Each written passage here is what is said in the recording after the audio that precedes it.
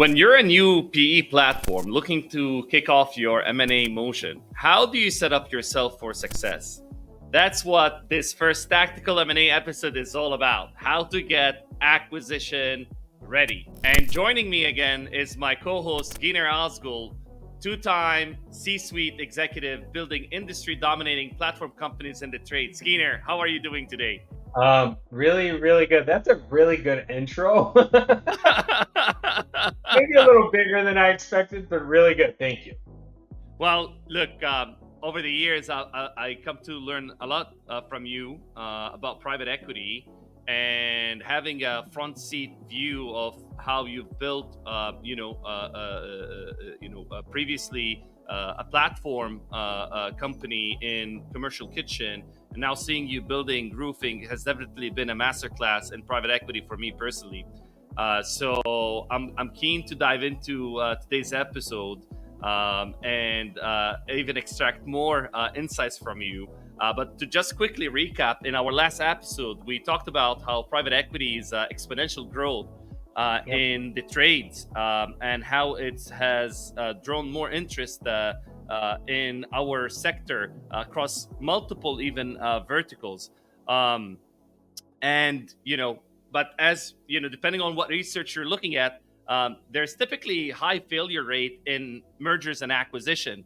Harvard Business Review shows that 70 to 90% of acquisitions fail to achieve their synergy targets. So to say the least, it's not an easy feat to establish a platform company. And probably more than anyone else, 𝗧𝗜𝗠𝗘, you're very familiar with what it takes to really set yourself up for success. So my question to you, 𝗧𝗜𝗠𝗘, what are some of the critical factors that you have to think about as an executive when you're launching a new platform company? Yeah. Well, the way I think about it, so you said the word synergy a few sentences ago. I think what's important to recognize is everybody leans in on the synergies that what I would say are typical in terms of back office synergies or cost synergies. Let's just broadly put them in as cost synergies. And the reason they lean in on those in the thesis of acquiring and integrating a business is those are easy to track, right? The harder synergies are, hey, I bought this business that has something very special about it. The way they present themselves to the market, the way they present themselves in front of their end customers. There's something about this business that makes it very special. How do we assist the business in growing faster? Because growth is a better synergy than what I'll say cut. I'm using the word cut a little succinctly here. Because you can only cut so much or save costs. You can only save costs so much. And look, there's a component of that. Like I'll give you an example. As you grow as a business, you should get purchasing synergies, right? You should really be able to go leverage the scale of your businesses and go drive some costs down in the back office because of your scale. That should happen, right? But thinking about it as, hey, I'm going to go in there and, I have a finance guy and they have a finance guy and I only need one finance guy. And it's like, meanwhile, you're not really focused on the front end of the business to say, hey, I just bought this business that's growing 20%, 15%, 10% a year. What is the conversation to answer your question you led with? The first conversation with the owners in the business you're buying is, what do you need from me to accelerate your growth, right? That's the first conversation. And that should be part of how you think about the synergies or the M&A of the business, right? Because I think a lot of these integrations fail in terms of post-acquisition because the focus is so high on the synergy side, you lose sight of the growth side, right? The synergy side is a mathematical exercise that you can track and go get, whereas the growth side is maybe a little more nebulous, a little harder to pinpoint. But if you do it and you really use the power of those owners to drive growth, you create something a little more special then, right? You've interesting. Unlocked more value in the business. You can still work on some of the other stuff, so I'm not being dismissive of that. I'm just saying there needs to be more focus on the front end in terms of I bought this business with the intent to grow it. How can I build a plan to grow that business? That's interesting. And how much does selection or target defining a target criteria plays? How big of a role does that play in driving growth? It depends on what your thesis is, but like my thesis today is I want to buy a good company, and I'll define good company. A good company for me has a leadership team that has a belief in the vision that we're going to go grow something and collaborate together, right? Mm-hmm. First. Second, for us, at least, because we're still focused on expanding our geographies, they're in a geography that's attractive to us, right? So they're in a geography, I have a good ownership team, and they have a sound P&L, right? In other words, you've done the operational and the financial diligence to vet out their P&L to say, I feel really good about what's in their P&L, right?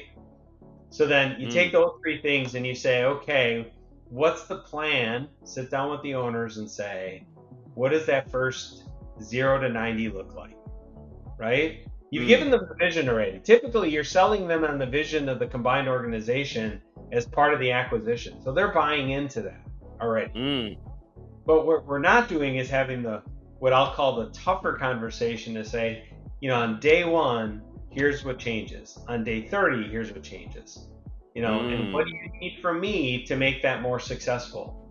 Those conversations don't happen as often. And so they don't happen as often because there's no level of awareness, or people don't put enough emphasis or importance on them, or why do these conversations don't happen as often? Because it sounds like it's a very critical conversation to have to drive growth for both companies combined. Now let's start with the human side. I think it's because you're putting a deal together. The business side is putting a deal together, right? And you found this really great business with this great ownership team, and what you fear is that this is the human side. Your fear crops in and says, if I have these discussions with this ownership team, I potentially jeopardize the deal in general, right? So essentially, I either sugarcoat the discussion or don't have it at all until we're closed.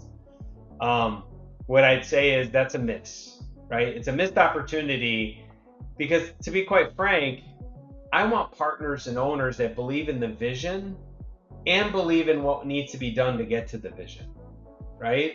I don't want an owner that feels like I'm joining the vision, but I don't necessarily want to do the work to get there, right? Because you create a disconnect. You've acquired the EBITDA and you've acquired a good business, check and check, but the integration piece is going to be very difficult and potentially detrimental, right? That's where the failure comes in.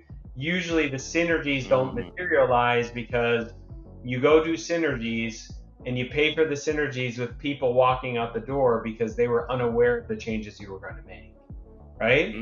So you just drove all this cost savings and now you're offsetting it because you have turnover, and that's where these typically fail. So, and that's an important point to talk about people and people not buying into that thesis or into that growth strategy. So when you're bringing two companies, Giner, together, how do you align the culture, right? How do you align the people to make sure that people are, not only buy into the overall strategy, but you can cascade that down all the way to the frontliners and make sure that, as we know, there's a lot of churn that typically happens post M&A. Some gets to over 30%, again, depending on what research you read out there in literature. Some there's some steep churn that happens post M&A. So how do you get the cultural alignment and the people alignment when you're just a new platform and you're on your first or second acquisition? How do you, because those first few acquisitions are critical to start growing that mass of a platform and establish yourself in the marketplace. So if we mess up those few integrations or right, the words get out that you probably don't want to join this platform. So how do you make sure that there's cultural alignment and people alignment in your first few Well, acquisitions? first of all, culture is a journey and it takes years. Hmm. Make sure they understand that. Second of all, for me, culture is about making sure the vision that you painted to the owners gets as far down the organization as possible, right Hmm. after close. Is that all company meetings? Is that town halls? Is it field meetings? Is it a road show? There's a lot of different variations of how to do that and deliver that Hmm. message. But you want to make sure that as the creator of the vision, I am accountable to deliver that vision to every employee of that company that I'm purchasing. Right? I Hmm. have ownership. I am accountable for that. Right? Hmm.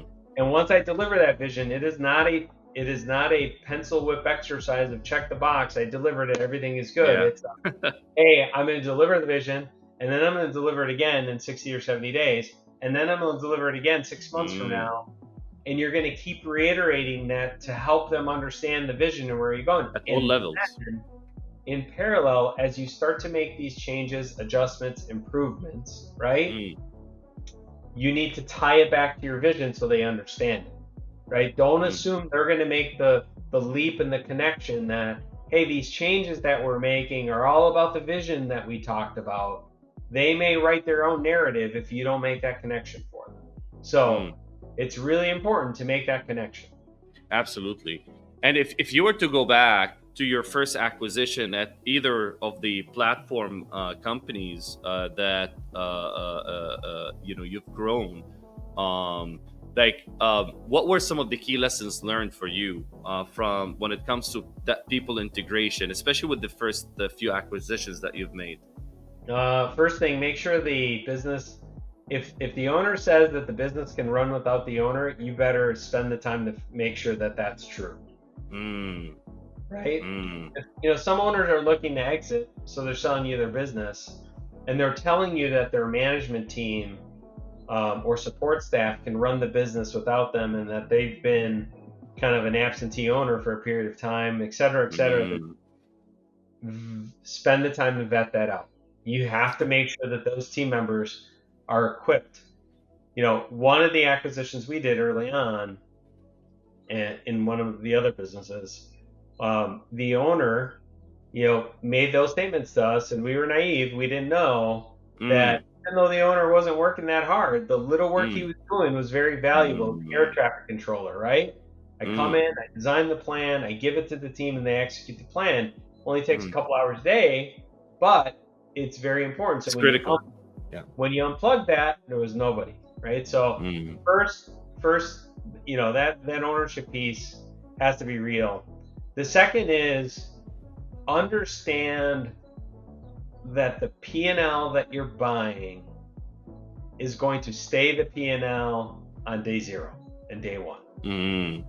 The reason I say that is what you find out is and none of these individually are a problem.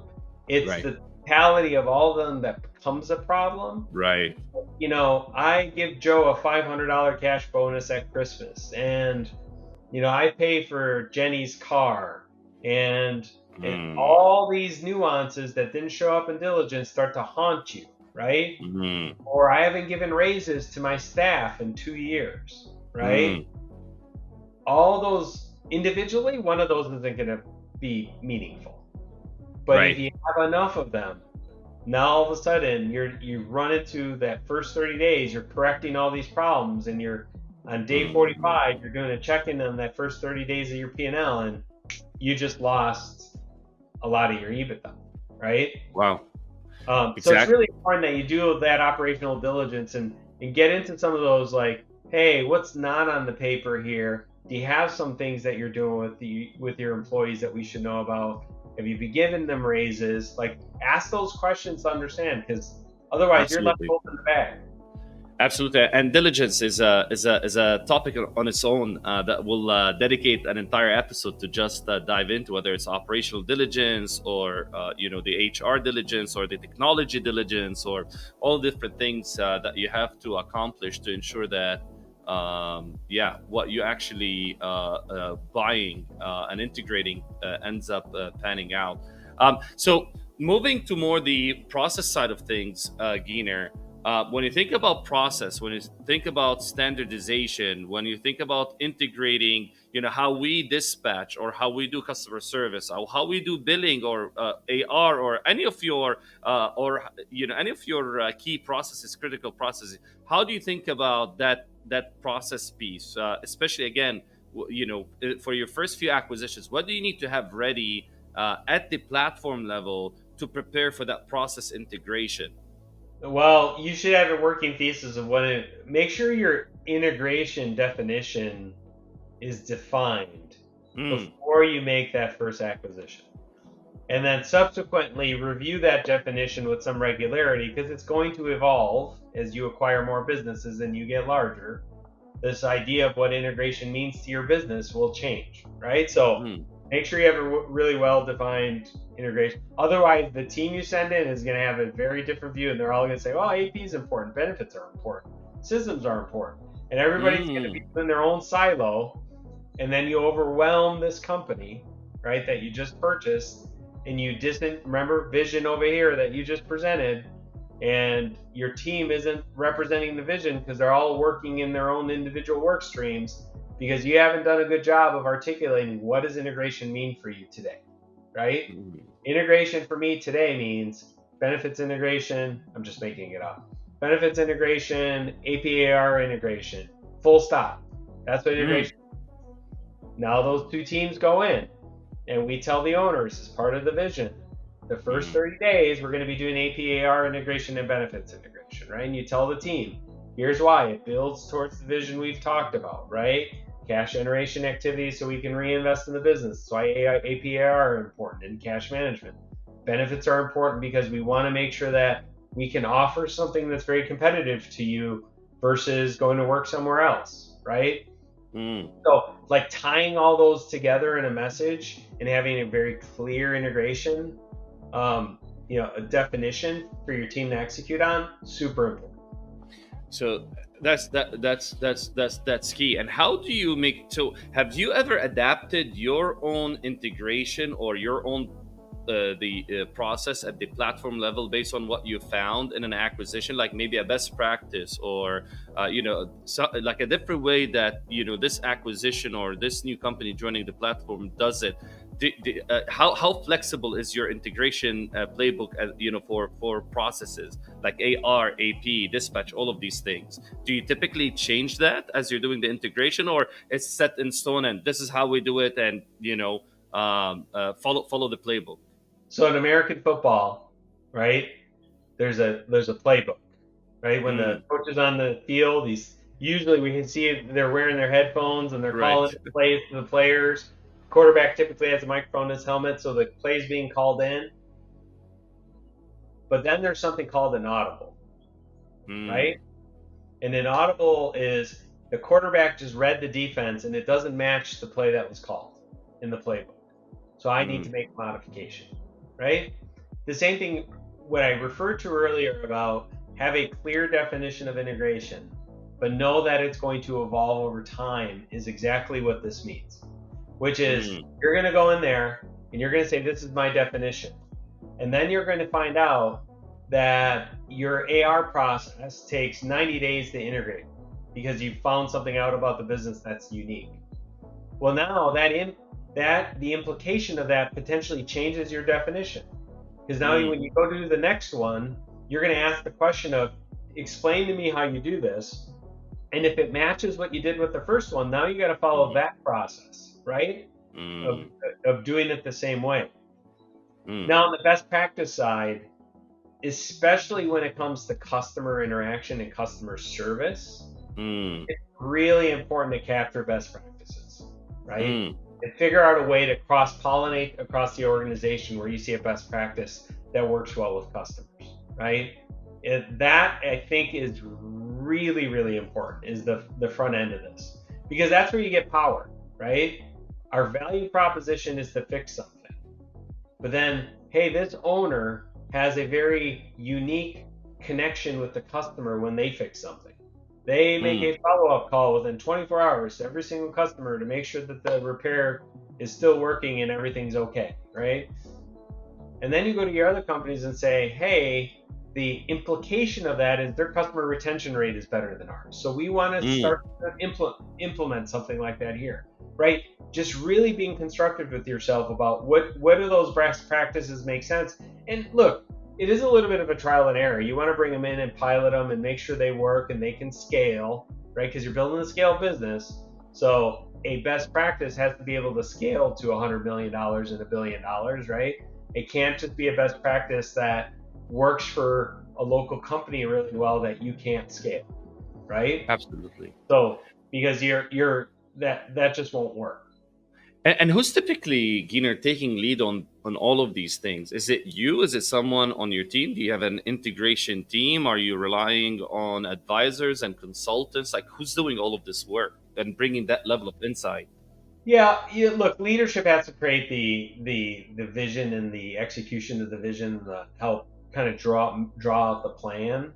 As it pertains to the integration itself, the activities and the plan itself, all of that is true, right? Depending on your size, you may be small and just getting off the ground, building a platform.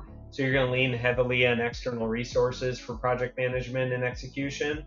Or you get larger and you start to kind of insource some of that. Your own finance Mm. people, your own HR people, go to a Mm. lot of integration activities. So I think that's a journey too. My guess is you're going to start early on more on the consultant side or Okay. contractor side and evolve to kind of a more in-sourced model when you do integrations. And how much your private equity plays a role? Do you get support from your private equity, or are you typically left on your own to figure all of that out? And maybe it's the experience different from one private equity to another. I think I think it's a little. Here's what I'll say. I think the experience would be different from one private equity to another. Yes, but in general, all of them want to help. All of Mm. them want to see this business be successful. What I'd say more is there's not an unwillingness to help on the private equity side. We have to put our egos aside and our pride aside sometimes to raise our hand and say we need help, Mm. right? Hey, this is the first integration I've ever done. I'm just Mm. I understand the idea of it. I understand what I want to do, I but read the books, but I I don't need know help. I don't necessarily know how to resource it. Could you point me into a Mm. direction of somebody who could help me with that? And typically they'll Mm. say yes. They'll say, hey, we have this portfolio company. They've been very successful. Let me introduce you there. Mm. They can help you with setting some of that up, or they'll say, here's a consulting group that we've used that's very successful. Look, their intent is to make this platform as successful as possible. I think I said that on the teaser with you on the last one, right? Right. That's their objective. So you have to be, as a leader, you have to recognize where you may have a great idea and just not know how to execute it, and ask for Mm. help if you do.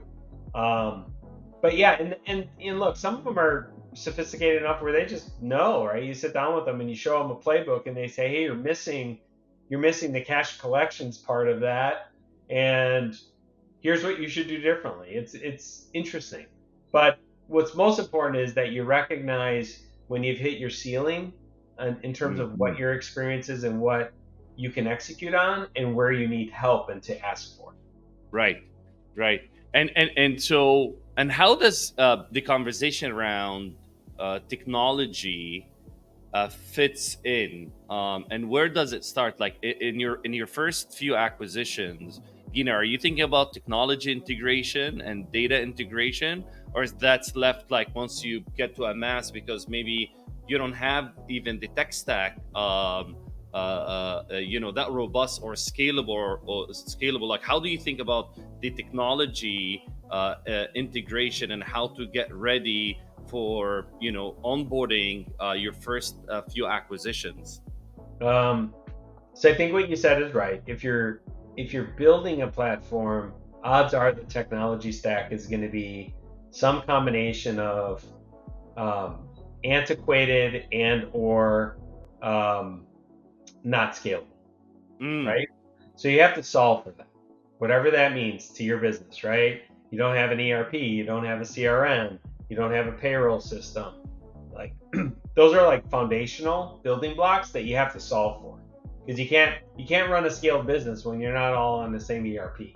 The visibility becomes very difficult over time. The larger you get, the more difficult it is to understand the health of your business, right? And do you start there? And so do you fix your technology? Should you fix your technology tech stack before you do your first acquisition, or you do it along the way, or how do you sequence it? I think you have to develop a view of where you think your technology needs to be a couple years from now, and then say, where do I need to start to get there? So if you want to get to a data or a KPI dashboard for your business, as an example, and what's good is get yourself a little educated. Remember the private equity discussion we just had? Ask them for a resource who's done that to help say, hey, I want to get to a point where I can do dashboarding internally of our KPIs to our business, right, in 3 years. And sit down with somebody who's going to say, well, for you to do that today, what you need to do is make sure you're on the same ERP, make sure your CRMs. And then then you're going to say, I can do data extracts, I can bring on data developers, I can put things in a data lake. All that happens next. But today, you got to make sure your tech stack can start to aggregate that data so that you can align it and start to use it later, right? So always make sure you have, and look, your end goal for technology isn't going to be perfectly clear, and that's okay, right? Don't look at perfection like, well, what if my points of view change? What if my customer needs change? Yes, all that's going to happen. Just develop enough of a point of view to help guide you in what are the building blocks you need for the business today, so that you can put those in place and unlock the data later. Okay? Makes sense.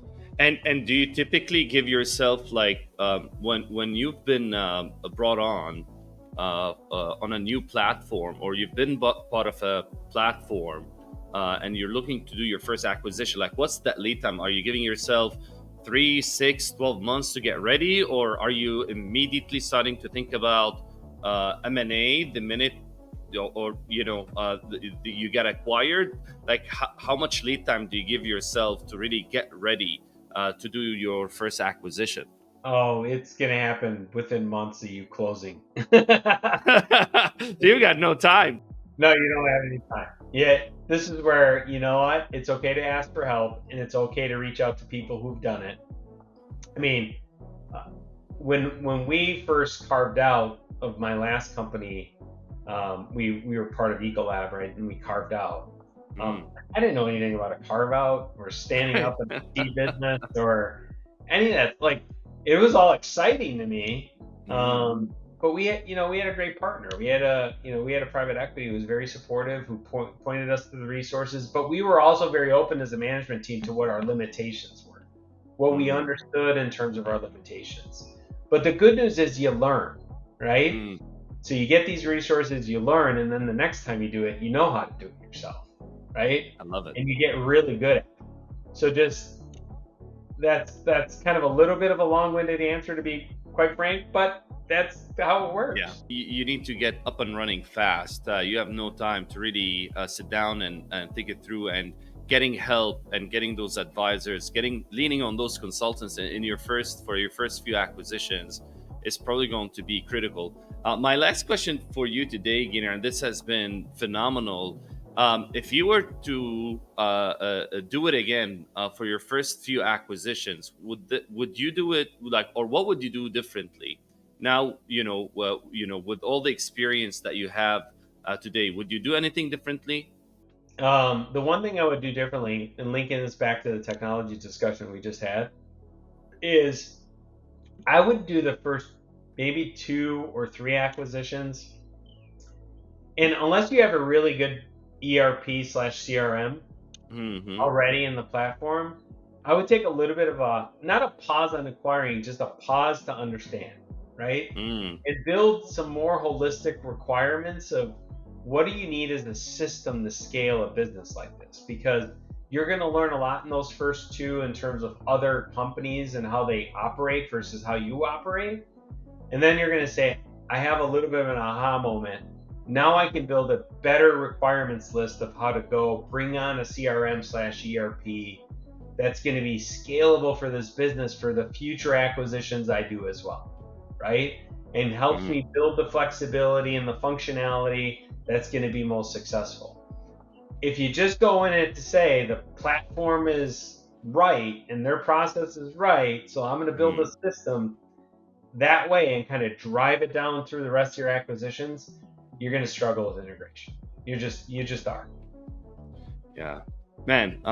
Who said building a platform company is easy? There are a lot of moving parts, and I just appreciate a lot the work that you and all the field service leaders out there who are building platform companies for juggling all the different balls and having so many balls in the air to make sure that not only they return that investment to their private equity, but they really take care of the people, and they take care of the process, and they take care of the customer as they're doing all of these acquisitions. There's just so many things that you have to consider. So I'm wondering, if you're an executive at a new platform, what are some of the challenges that you're facing, or what are some of the questions that you have on your mind? I'd love to open this up to the community, where 𝗧𝗠𝗑 and other executives who are part of our audience can chime in and maybe share some best practices or some different ways to look at how do you get acquisition ready. And this is something that we'd be looking to actually double click and dive deeper on by having hosting on our next episode, a CFO at another new private equity platform, and get the CFO take on getting acquisition ready. So if you enjoyed this episode, give us a shout out in the comments below, and leave some of your questions about, how do you think about what questions should you ask when it comes to getting acquisition ready. 𝗧𝗠𝗑, any final thoughts to leave our audience with as it relates to today's episode? Yeah, one thing I learned in my new platform, I had an epiphany, and it actually came from one of the owners. I won't use his name because I haven't asked. So, but I think he'll know if he hears this. We were trying to figure out a way initially to communicate better as a team, like the leadership team. So it's just not the executives of the platform, but the former owners that are now part of the broader platform and the executive team. And he came up with this notion of a tribe. We call ours the tribe of tribes, right? And once a week for an hour, and sometimes we cancel them if we don't have anything to really talk about, we all get together as a team and just share what we're working on, right? The objective wasn't to ask for approval or anything like that. The objective was just to bring visibility to everything going on across the board, right? Is it perfect? No, but it goes a long way to build trust with your teams if you bring them into some of that changes that are going to happen initially. So I'm leaving you that with a little tidbit of something I learned, and be willing to continuously learn in this process too. As I just gave you an example of, I had an owner come to me and say, hey, it'd be really great to have a tribe of tribes. And I'm like, I never thought of that. That's a great idea. Why don't we do that? So, it's super important that you're a learner and that you communicate and over communicate to start. Absolutely. And there you have it. 𝗧𝗠𝗑 on how to get acquisition ready. And I'll see you on the next episode. Thank you so much.